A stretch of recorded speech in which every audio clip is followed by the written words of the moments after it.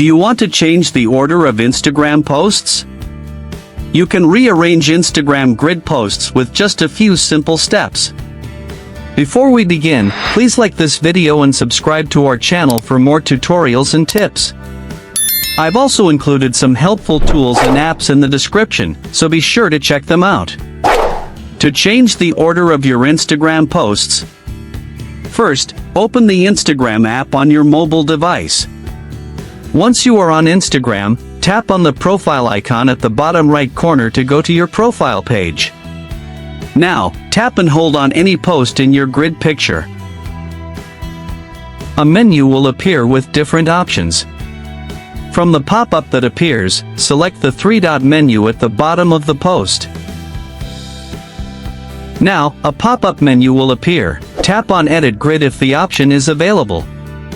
If this is not available, please update your Instagram app to the latest version. This feature is still rolling out, so it may not be available to everyone yet.